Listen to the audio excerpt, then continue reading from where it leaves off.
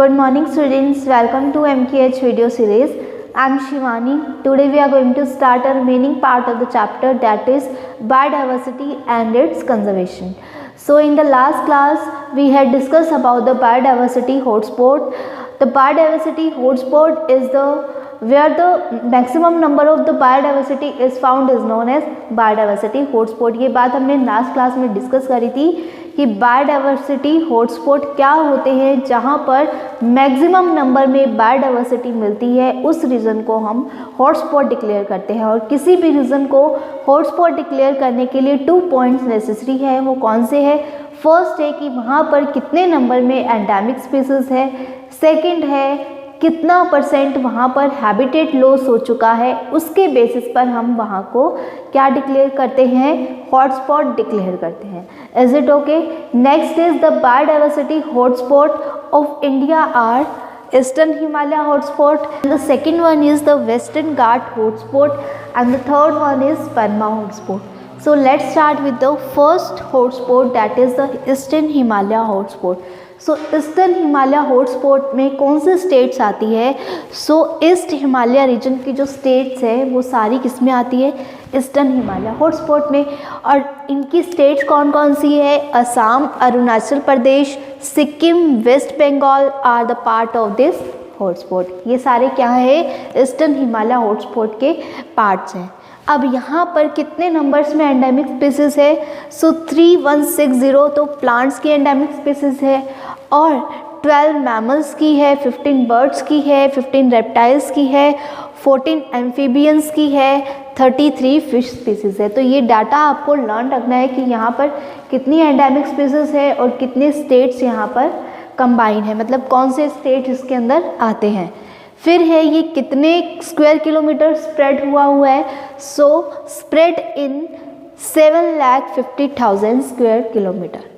Is it okay? ये भी आपको लर्न रखना है. अब यहाँ के एनिमल्स कौन से हैं, की एनिमल्स यहाँ के कौन से हैं, ये भी आपको लर्न रखना है. सो फर्स्ट है Himalaya tahr, golden langur, hoolock gibbon, pygmy hog, flying squirrel, snow leopard, takin and Gangetic dolphins. तो ये आपको इनके की एनिमल्स लर्न रखने हैं. यहाँ पर जो सबसे मोस्ट इम्पॉर्टेंट एनिमल है वो है गगनेटिक डॉल्फिन. अब ये गगनेटिक डॉल्फिन जो थी, इसको 2009 में नेशनल वाटर एनिमल डिक्लेयर कर दिया गया था. तो आपसे क्वेश्चन पूछ सकते हैं कि 2009 में नेशनल वाटर एनिमल किसको डिक्लेयर किया था? सो गगनेटिक डॉल्फिन को. ठीक है. It has same significance. अब इसके बारे में बता रहे हैं कि ये जो गगनेटिक डॉल्फिन है इसका वही सिग्निफिकेंस है रिवर में इकोसिस्टम को बैलेंस करने में, जो कि एक टाइगर का होता है किसी भी फॉरेस्ट में. यानी कि ये जो गगनेटिक डॉल्फिन थी इसका वही सिग्निफिकेंस है जो एक टाइगर का होता है फॉरेस्ट में. यानी कि ये गगनेटिक डॉल्फिन क्या करती है? इकोसिस्टम को बैलेंस करती है वाटर में या रिवर में. ठीक है. तो ये आपको लर्न रखना है. इस पर भी क्वेश्चन पूछ सकते हैं कि ऐसा कौन सा एनिमल है जो इकोसिस्टम को बैलेंस करता है ईस्टर्न हिमालय हॉटस्पॉट में? सो आएगा Gangetic dolphins. Is it okay? Next is the western Ghat hotspot. अब इसमें कौन से एरियाज आते हैं? In this the Kerala, Gujarat, Maharashtra, Goa, Karnataka and Tamil Nadu.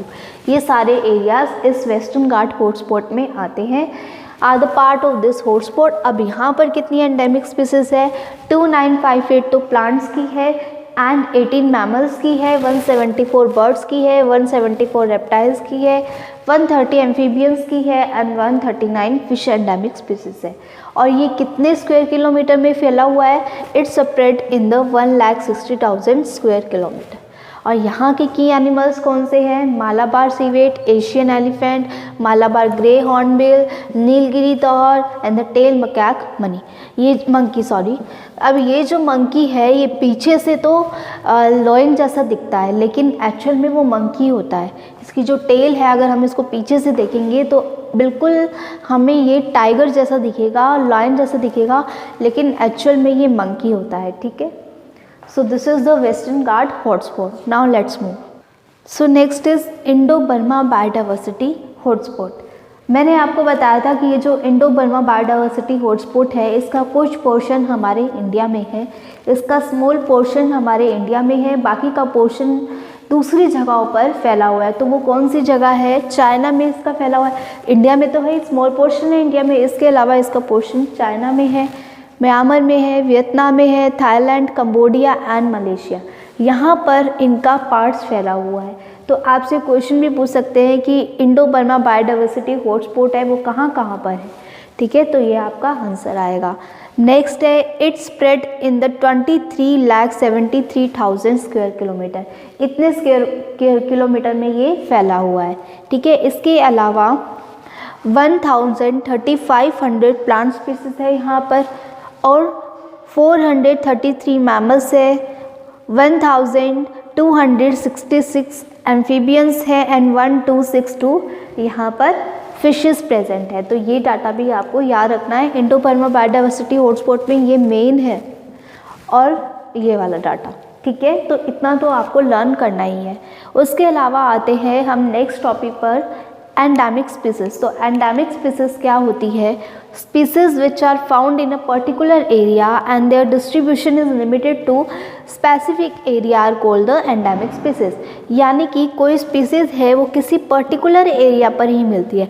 ये कोई एरिया है, उस पर्टिकुलर एरिया पर ही वो कोई स्पीसीज मिल रही है, ये किसी पर्टिकुलर एरिया पर ही कोई स्पीसीज मिल रही है, उस एरिया के बाहर या वर्ल्ड में कहीं पर भी वो स्पीसीज नहीं मिल रही है, सिर्फ और सिर्फ उसी पर्टिकुलर एरिया में वो स्पीसीज मिल रही है, तो उसको हम क्या कहते हैं?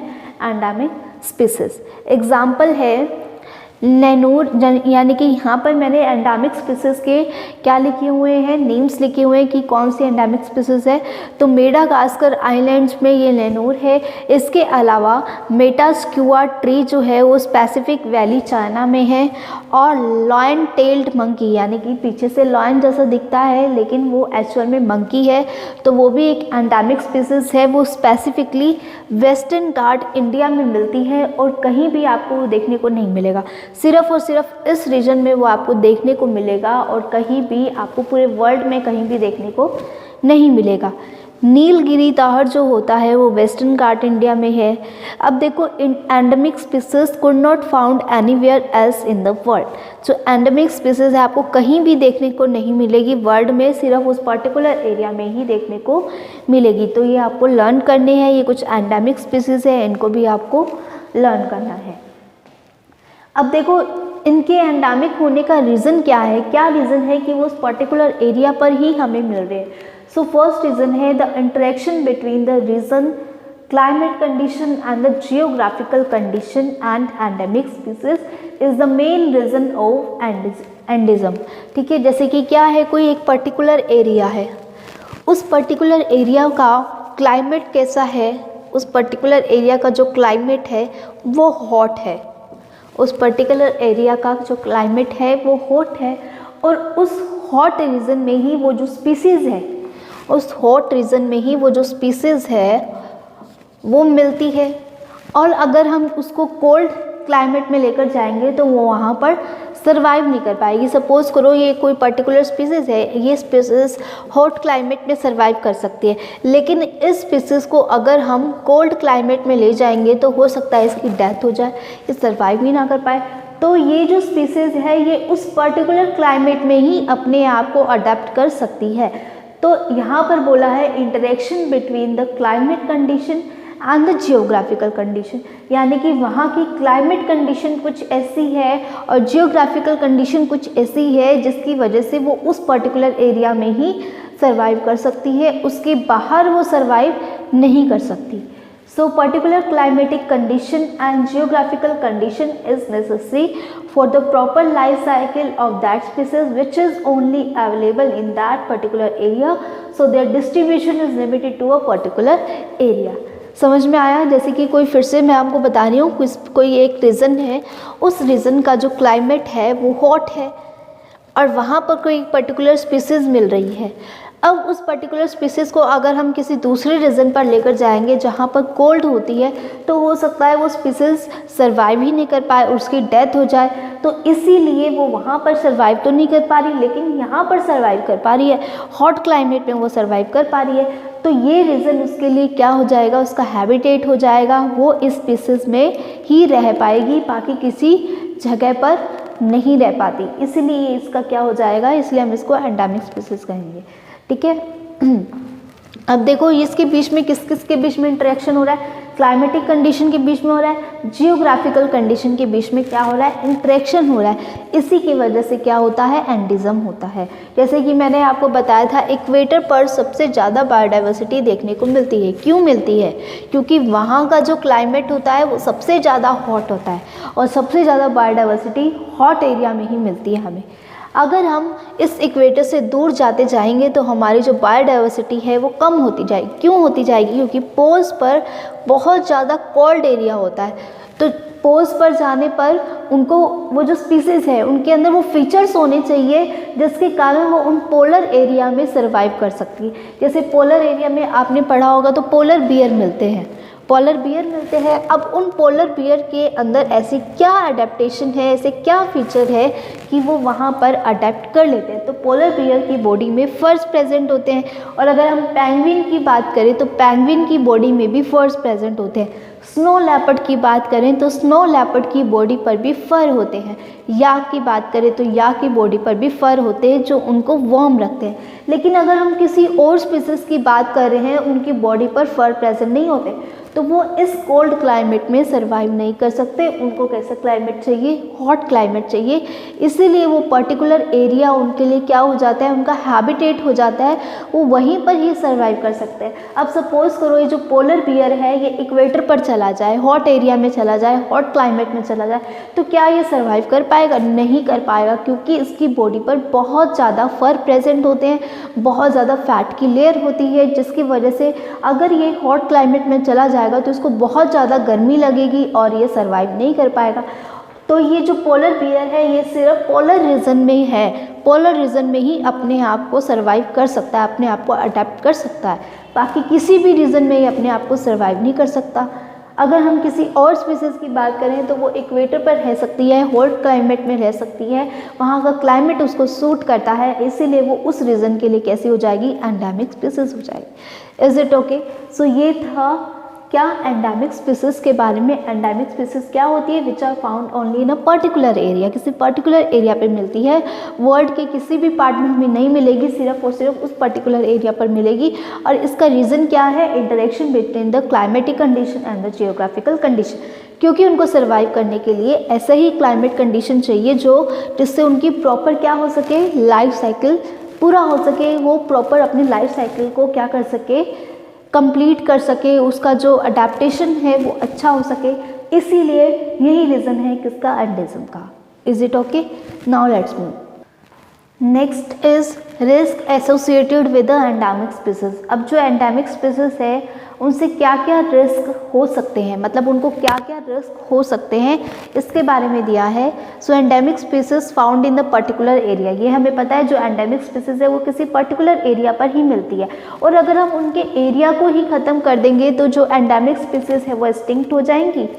जैसे कि सपोज़ करो कोई एंडेमिक स्पीसीज़ है वो किसी पर्टिकुलर एरिया में रह रही है और किसी ह्यूमन एक्टिविटी की वजह से ये जो एरिया है ये डिस्ट्रैक्ट हो जाता है, यानी कि ख़त्म हो जाता है, डिस्ट्रॉय हो जाता है पूरी तरह से, तो यहाँ पर जितनी भी एंडेमिक स्पीसीज़ है वो क्या आ जाएंगी, बाहर आ जाएंगी, मतलब उनका हैबिटेट लॉस हो गया और रोड पर आएंगी। रोड पर अगर कोई कार वगैरह आ रही है तो उनके नीचे आकर मर सकते हैं, मतलब इस तरह से उनका क्या हो रहा है, लॉस हो रहा है। ये जो स्पीसीज़ थी एंडेमिक स्पीसीज़, उनका हैबिटेट ख़त्म हो गया। अगर उनका हैबिटेट ख़त्म हो गया तो ये जो एंडेमिक स्पीसीज़ है ये ऑटोमेटिकली लॉस्ट हो जाएगी, ख़त्म हो जाएगी, एक्सटिंक्ट हो जाएगी। ठीक है।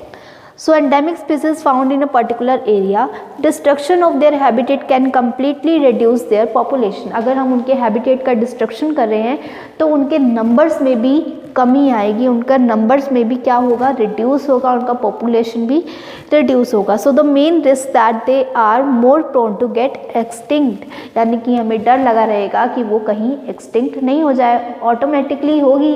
अगर आप उसका हैबिटेट ख़त्म कर रहे हो तो सिंपल सी बात है कि वो एक्सटिंक्ट होगी ही होगी, ठीक है। इसका सबसे बेस्ट एग्जांपल है डोडो, जो कि एक एंडेमिक स्पीसीज़ है, ठीक है।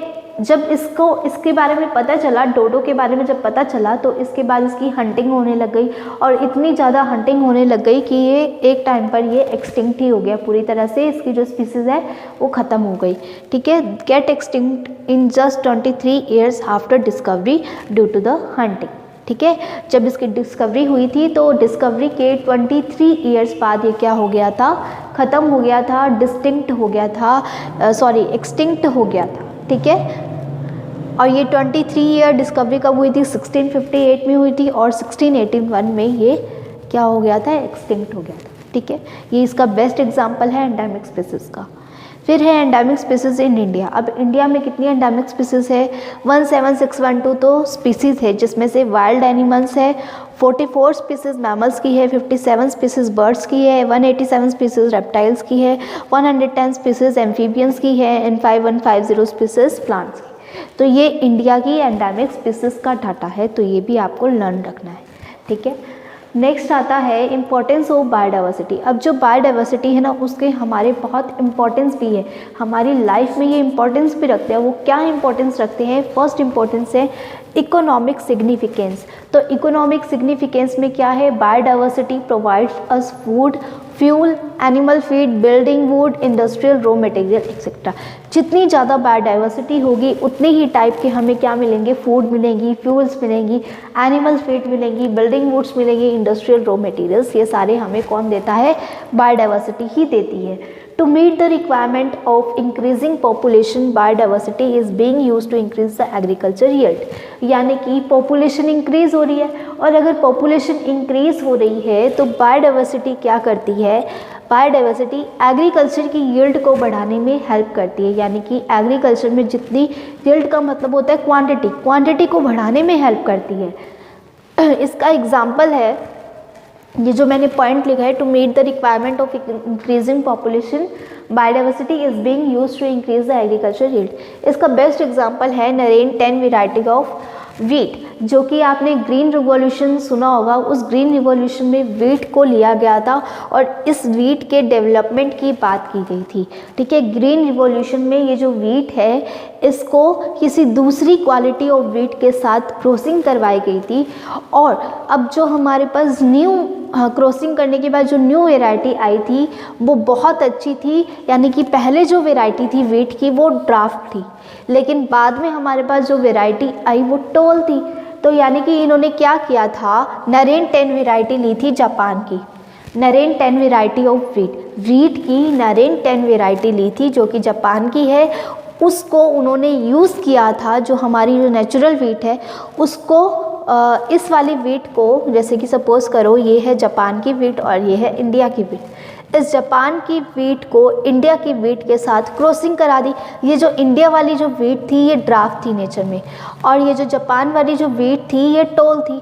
ड्राफ्ट को हम टी से लिखते हैं ना, इसको मैं एक बार इरेज कर रही हूँ। ये जापान वाली वीट और ये इंडिया वाली वीट।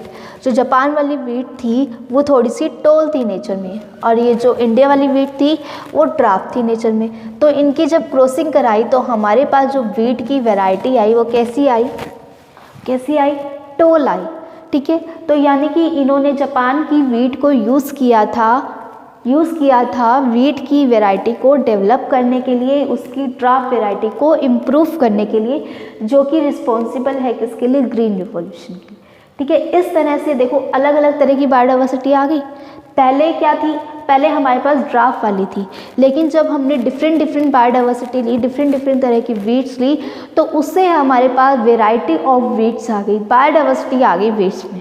तो इससे देखो कितना फ़ायदा हुआ है ना। नेक्स्ट देखो, नेक्स्ट इसी का एग्जाम्पल है नेक्स्ट डीजियोरोजेन वेराइटी ऑफ राइस। ये एक राइस की वेराइटी का नेम है जो कि कहाँ पर है, ताइवान की है, ठीक है। Is use for the development of draft variety of rice. इसको भी यूज़ किया गया था राइस की ड्राफ्ट वेराइटी को इम्प्रूव करने के लिए। तो हमारे पास न्यू बायोडाइवर्सिटी आ गई। तो बायोडाइवर्सिटी से हमें क्या हेल्प हो रही है, हम एग्रीकल्चर की यील्ड को बढ़ा रहे हैं, क्वांटिटी को बढ़ा रहे हैं, क्वालिटी को बढ़ा रहे हैं। ठीक है, एक तरह से हम इसकी क्वालिटी को ही तो इम्प्रूव कर रहे हैं। बायोडाइवर्सिटी, जितनी ज़्यादा बायोडाइवर्सिटी होगी उतनी ही यील्ड होगी, उतनी ही क्वांटिटी अच्छी होगी। ठीक है, अब ये देखो, ये तो सेकंड पॉइंट आ गया। अब इसी का सेकंड पॉइंट देखो, for development of variety of disease resistance and insect resistance crop. अब ये जो बायोडाइवर्सिटी है किसके लिए यूज़ होती है, ये यूज़ होती है डिजीज रेजिस्टेंस के लिए भी यूज़ होती है और इंसेक्ट रेजिस्टेंट क्रॉप्स के लिए भी यूज़ होती है। देखो, कुछ ऐसी क्रॉप थी जिनके अंदर कोई वायरस लग गया था, उस वायरस को हटाने के लिए क्या किया गया, दूसरी क्रॉप के साथ इनकी क्रॉसिंग करवाएगी, दूसरी क्रॉप के साथ इनको मैच किया गया और आफ्टर दैट इनको एक ऐसी वैरायटी मिल गई जिनमें वो वायरस नहीं लग सकता था, यानी कि वो डिजीज रेजिस्टेंट थी।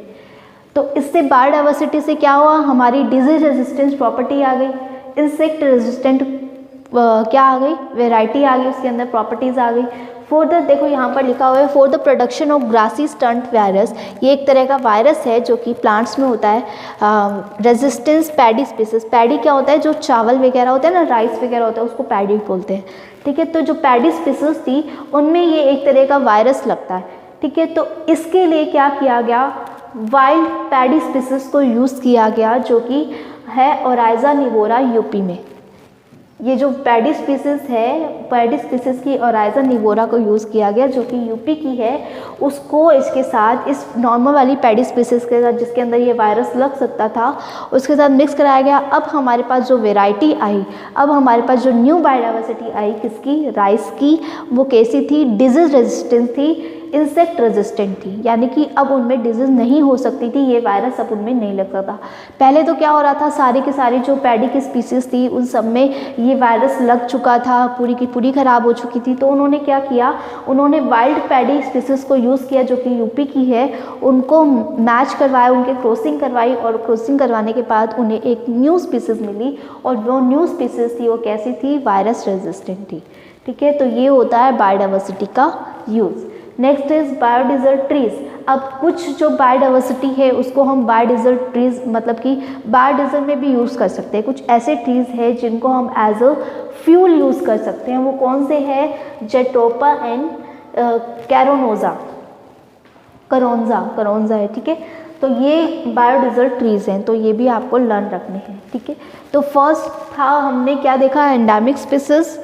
इन दिस लेक्चर हमने सबसे पहले किसके बारे में स्टडी किया, हमने एंडेमिक स्पीसीज के बारे में स्टडी किया है। What is the endemic species? Endemic species is that which is found in that particular area, not all over the world. पूरे वर्ल्ड में वो नहीं मिलती है, लेकिन उस पर्टिकुलर एरिया पर मिलती है। And what are the reason of endemism? Endemism का रीज़न, एंडिज्म जो था उसका रीज़न क्या था कि वहाँ की क्लाइमेटिक कंडीशन क्या है और वहाँ की जियोग्राफिकल कंडीशन क्या है, उसके बेसिस पर ही वो स्पीसीज उस पर्टिकुलर एरिया पर रहती है। ठीक है, अगर वो पर्टिकुलर एरिया उसको सूट करता है वहीं पर, तो वो वहीं पर ही मिलेगी, कहीं और हमें मिल ही नहीं सकती है। ठीक है, उसके अलावा एंडेमिक स्पीसीज को लेकर कौन कौन से रिस्क हमें रहते हैं, तो हमें यही रिस्क रहता है कि कहीं वो एक्सटिंक्ट ना हो जाए। और वो एक्सटिंक्ट किसकी वजह से होती है, हैबिटेट लॉस की वजह से होती है। ठीक है, तो ये इसका डोडो एग्जाम्पल था, ये आपको लर्न रखना है, डोडो वाला एग्जाम्पल। ओके, फिर हमने देखा कि बायोडाइवर्सिटी के यूजेस क्या क्या है। तो सबसे पहला यूज़ हमने देखा था इकोनॉमिक सिग्निफिकेंस। ये इकोनॉमिक सिग्निफिकेंस के ही पार्ट थे, जितने भी मैंने पॉइंट्स लिखे हैं ये सारे इकोनॉमिक सिग्निफिकेंस के पार्ट थे। इससे क्या हो रहा है, हम इनकी जो फार्मर्स थे उनकी इनकम बढ़ रही थी, यानी कि उनको इकोनॉमिक सिग्निफिकेंस हो रहा था। अगर वो अच्छी क्वालिटी की वीट को, अच्छी क्वालिटी की राइस को सेल करेंगे तो उनको उतनी ही क्या मिलेगी, मनी मिलेगी, उतनी ही अच्छे उनको मनी मिलेगी। तो एक तरह से ये इनकी जो बायोडाइवर्सिटी है उसका फर्स्ट सिग्निफिकेंस क्या है, इकोनॉमिक सिग्निफिकेंस। अब इसके आगे की जो सिग्निफिकेंस है वो हम नेक्स्ट वीडियो में कवर करेंगे। Till then, thank you so much for watching, have a nice day.